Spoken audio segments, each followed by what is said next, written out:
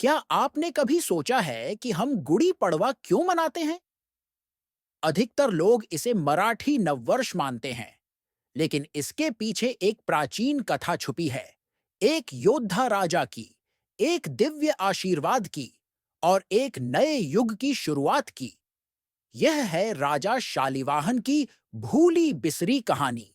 सदियों पहले पैठान राज्य में एक युवा राजकुमार शालिवाहन जन्मे, जिन्हें भाग्य ने महान बनने के लिए चुना था। वे एक साधारण कुम्हार परिवार में पले बढ़े, लेकिन नियति ने उनके लिए कुछ और ही तय किया था। वे आगे चलकर भारत के सबसे पराक्रमी शासकों में से एक बने। उनके शासनकाल ने शालिवाहन शक युग की शुरुआत की, जिसे आज भी हमारा हिंदू पंचांग मानता है। कहते हैं कि एक दिन एक दिव्य साधु ने शालिवाहन से कहा, तुम कोई साधारण बालक नहीं हो। एक दिन तुम इस धरती के रक्षक बनोगे और धर्म की स्थापना करोगे। इन शब्दों से प्रेरित होकर शालिवाहन ने अपनी भूमि को विदेशी आक्रमणकारियों से मुक्त कराने की ठान ली। उस समय भारत पर विदेशी आक्रमणकारियों का खतरा था। नदी गोदावरी के तट पर एक भयंकर युद्ध छिड़ा, जिसमें शालिवाहन अपनी सेना का नेतृत्व कर रहे थे। उनका घोड़ा तेजी से दौड़ रहा था, तलवारें टकरा रही थीं और तीर हवा में सनसनाते हुए निकल रहे थे।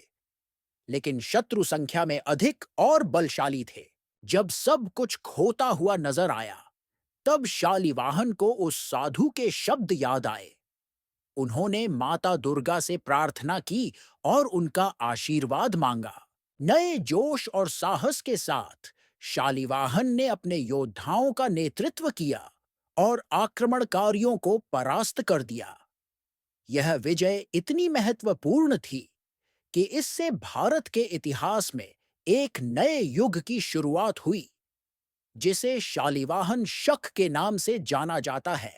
इस महान विजय के उपलक्ष्य में महाराष्ट्र के लोगों ने पहली बार गुड़ी फहराई, जो समृद्ध, विजय और देवी की कृपा का प्रतीक बनी।